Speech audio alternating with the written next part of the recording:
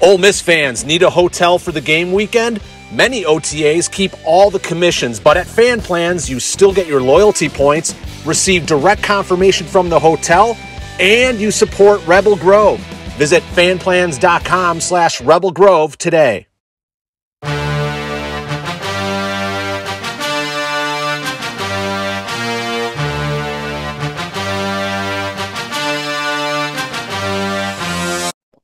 Welcome into another edition of the Davison Igbinosun Show, presented by the College Corner. I'm Neil McCready. That is Ole Miss cornerback Davison Igbinosun back from Nashville. They bust back late last night after defeating Vanderbilt 52-28. Ole Miss now 6-0 overall, 2-0 in the SEC, wins over Kentucky and Vanderbilt.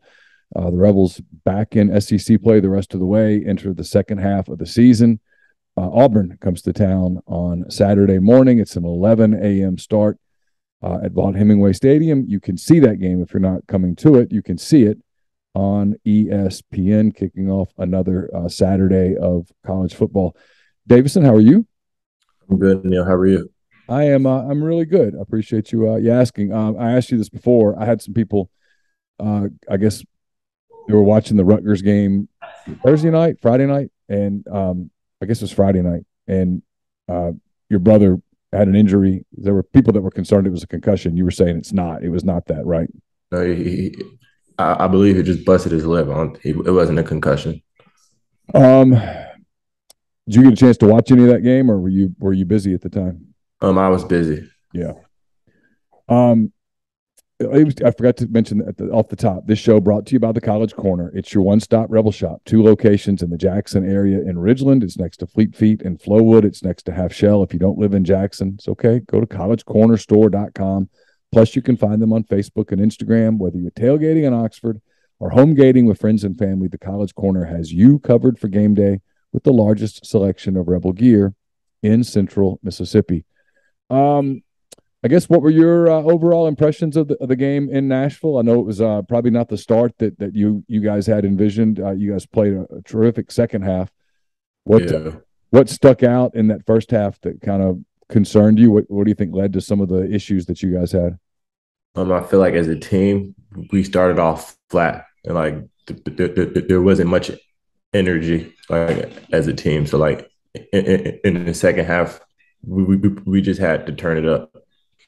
You know, that's I want to say this in as respectful a way as I can to Vanderbilt, because I know a lot of people there. I have a lot of respect for the institution and all that stuff. It is a difficult place to play sometimes because it's not full. It's not a big stadium. There's not a ton of Ole Miss took a lot of people there, but they didn't take enough to fill it up, obviously. Right. You had just come off of a game against Kentucky where, everybody, us included, talked about the energy in that stadium. I mean, it was kind of electric, and Kentucky brought a lot of people, and Ole Miss had a huge crowd, a loud crowd, and that was a different environment. When you get into an environment like that, I know that this is still new to you because you're a freshman playing in the college game, but how tough is it sometimes to generate enough emotion to not be a little flat after one of those games? If I'm being completely honest, it is kind of tough. But like you still have to find a way to get it going. Is there anything you do in particular for yourself? Because I mean, you had a very good game. I think they threw at you 2 different times. Yeah. You're fast becoming one of these guys that is locking down a side of the field a little bit. I mean, they're not coming at you. They're going they're going in other directions.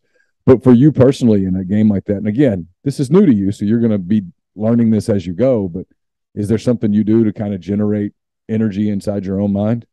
I just listen to music. That's all I can really do. What did you think about Vanderbilt? Looked like they had a pretty good plan early. The young quarterback played really well, I thought, especially in the first half. I think you guys finally rattled him a little bit in the second half, but in the first half he was kind of on, and they were able to move the ball. Was it just a plan that they had that kind of, I know they do a lot of misdirection stuff and that kind of thing. Yeah. I think it was like they had the ball a lot on offense. Like they went slow, drove down the ball, the upfield. So I would say that was their plan for the most part. What was halftime like? Um, this was so. I think we were. I don't remember if we were losing at any point in halftime during the season, but like this felt completely new. Like we were fired up at halftime. Like we knew that in the second half we had to finish. You know, anybody that's like me, that I never got past the high school level.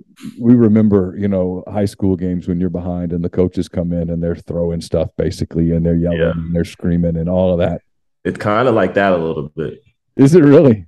Yeah, So like, is the paint getting peeled off the walls, or is it more, hey, there's just a little bit of that, and then after a minute you've got to yeah, sit down and talk about adjustments because you got some stuff you got to fix and you only have exactly. a certain amount of time to do it. Yeah. What kind of adjustments did you guys make, and what coach was the most animated?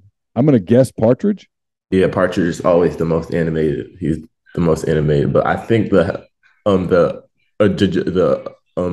things we had to change was like up front was like um I don't think it was anything in the secondary, if I'm being honest with you.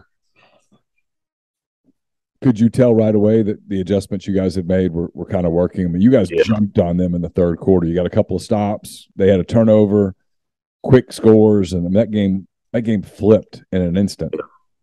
Could yeah, you could tell with Vanderbilt that they sort of knew that their opportunity had gotten away? definitely. What's that feel like when you like we talked about this last week? You guys are the hunted now. They were gonna get geeked up for you guys because you have a number by your name, and Yeah, that number is not particularly high. It's just 9. yeah. You know everybody's coming at you. Is it kind of fun to?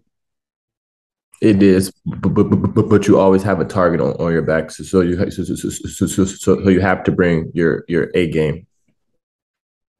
Speaking of, you're going to have a target on your back when Auburn comes to town this weekend. Auburn 3-3 overall. They're 1-2 in the SEC. They're frankly fortunate to be 1-2. They could easily be 0-3. Missouri had that game on a foot and in a hand, literally, and let it get away. I don't know how much of that you got to see, but Missouri kicking themselves over losing that game. So when a team like Auburn comes in and they're struggling, and there's all sorts of talk about the coach and there's turmoil and that kind of thing, do you have to kind of jump on a team like that pretty quick to take the hook Definitely, away? we cannot come out flat like we did yesterday. I think with Auburn, we have to just attack early. I know this is your first year. Obviously, this is a team that has we've talked about it some. It's kind of ridden the emotional roller coaster a little. You guys, you got up for Georgia Tech. You were a little flat for Tulsa. You got up for Kentucky. You came out a little slow against Vanderbilt. Yet here you are. You're 6-0. You're 2-0 in the league. You're ranked 9th in the country. People are going to start talking about big things for this team. I think it was Jackson Dart that was talking yesterday about you guys in spurts this year have been great. Do you ever start to allow yourself to think, hey, how good this team could be if you guys could put 4 quarters of the spurts together where you kind of play a dominant game the whole way, where you don't have the lulls? I guess you kind of did some of that against Kentucky, but if you do you allow yourself to think about how good this team could be if? Yeah, I mean, like to be honest, you do. I feel like if we're all playing at our best and playing a full 4 quarters of football, I think we could possibly be one of the top teams in the country. You guarded Jonathan Mingo a lot in the preseason and back in the spring. I'm sure you've gone against him some in skeleton drills and team drills and 101s. He gets 247 yards receiving at Vanderbilt, breaks the school record, 2 touchdowns, just had a terrific day. What is it about him Right. yeah, I was gonna ask, what is it about him that makes him so special? He works hard. He is the first one to come in and the last person to leave. He's a hard worker. That's I think his best trait as a football player. DeAndre Prince was talking about that. He said he loved going against him, even though sometimes the result wasn't a lot of fun for him. But he loved going against him because it was, iron sharpening iron. You were always Right. he was going to make you better. As a young guy coming in right out of high school, how much did it help you to compete against? Definitely helped me a lot because he's one of the top receivers in the SEC. So like I feel like going up against him every single day at practice, I got a lot more comfortable playing a position. Lane Kiffin talked about him being kind of one of the coolest kids on the team, coolest story on the team. He came back from that foot injury and stuff. I know when you guys are at practice, there's some trash talk and it gets competitive and stuff. But has he ever helped you at all with like, hey, here's what I'm seeing that you're doing, or hey, do you see anything that I'm doing? Because at the end of the day, you guys are on the same team on Saturday. Yeah, but not really.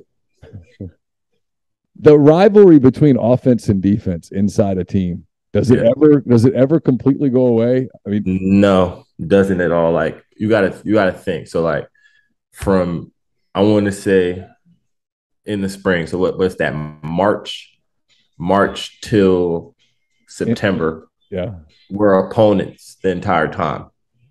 Like it's a real beef.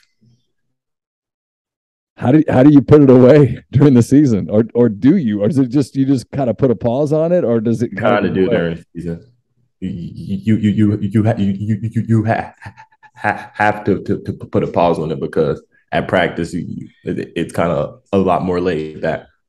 Yeah, because you got to make sure nobody's hurting each other. I mean, exactly. I was talking to Troy earlier about just the physical wear and tear of this, and I know you're in the secondary. It's a little different position in terms of physicality than linebacker. And I don't mean that as a criticism, just it's different positions, a lot of running. And how do you handle, how does your body feel different halfway through a college season than maybe it did halfway through a high school season? SEC is real. It's real backs running at you, real people, like real receivers trying to block you. Like it's tough. Like you have to be in the training room every day. You have to take care of your body. If not, it's going to break down on you. What's your training room regimen? I go get my hips stretched, hot tub, all like I'm getting active treatment on my hips and my back and stuff like that. Is that because that's areas that you've had injured, or is that just kind of problem areas on your body sometimes, or is it just the critical areas for you playing? Critical areas for me playing. Like so as you know, I play corner and it's all in your hips. We'll come back to this visit in just a second, but first, a word from our sponsor, BetterHelp. It can be tough to train your brain to stay in problem-solving mode when faced with a challenge in life, but when you learn how to find your own solutions, there's no better feeling. A therapist can help you become a better problem solver, making it easier to accomplish your goals, no matter how big or small they may be. I've used therapy as a way to handle stress, clear negative thoughts. It was a life changer for me. If you're thinking of giving therapy a try, BetterHelp is a great option. It's convenient, it's accessible, affordable, and it's entirely online. Get matched with a therapist after filling out a brief survey. Switch therapist anytime you'd like. When you want to be a better problem solver, therapy can get you there. Visit betterhelp.com/MPW today to get 10% off your first month. That's betterhelp.com/MPW. All right, last 3 minutes here with you. Mentioned Auburn coming to town. That's a pretty big brand in college football. How much Auburn football did you watch as a kid growing up in New Jersey? I never watched Auburn. I mean, I want to say when Cam Newton was there, I definitely did watch that in like the Iron Bowl every year. I watched that. Last thing, I was kind of joking with you a little bit earlier. I was in Nashville over the weekend too, and I heard people talking about it being cold, and just because there's the first kind of hint of autumn and fall getting in the air. You probably have to kind of stifle a laugh, right? I mean, you're from New Jersey. It gets pretty cold. Yeah, like players on my team are complaining about it getting cold, and it's not cold at all. Like, what do you like cold? I mean, you grew up in. Do you really? I feel like the best football games are in the cold weather because I'm from New Jersey, so like all the big time playoff games are like in October, November. So like I feel like as soon as it gets cold, that's real football weather. Now, are you one of those tough guys that does the thing where if it's super cold, you still just go out in sleeves because you don't want anybody to know you're cold, or you're like, no, screw that. I'm gonna put sleeves on. I'm gonna wear gloves. I really don't put sleeves on. If I'm being honest with you, I don't. Is that just for a mental toughness thing, or is that just to kind of intimidate the other guy, or what is? No, it's not to intimidate the other guy. I think it's all in my head. Like if you're playing, you actually don't get cold. Yeah, you're out there a lot running around. I know I said last thing, but I am curious about this because I had you on binoculars. I was watching you pretty closely some the other day, Saturday. They don't throw at you, which I know is a compliment. Mm-hmm. But is there any part of you that's a little frustrated? Like, come on, challenge me. They're gonna start throwing at me like in all the big time games like LSU and Bama. They're definitely gonna start throwing at me. Why is that? Just because they're going to throw at everybody in those games? They're gonna try to test the true freshman at corner, kind of thing. Yeah. So you're pretty excited about those tests coming? Yeah, definitely. Yeah, I'm kind of eager to see them too because I can tell that the guys you're guarding are not getting any space. So I'm curious to see what happens. All right, I know you got to get to training. Speaking of, you got some academic stuff you got to do as well. Appreciate you spending your time with us here on this afternoon. Best of luck this weekend. Again, Ole Miss and Auburn, 11 a.m. on Saturday at Vaught Hemingway. And this show brought to you each and every week by the College Corner. It's collegecornerstore.com, collegecornerstore.com. And if you're in Jackson, there's a location in Ridgeland. There's also a location in Flowood. We'll be back next week with another edition of the Davison Igbinosun Show. We'll look ahead to a trip that I got a feeling Davison has looked forward to. It's Ole Miss at LSU. But first, it's Ole Miss and Auburn. So next week, we'll talk about the Auburn game, look ahead to LSU, and more. For Davison Igbinosun, I'm Neil McCready. Take care.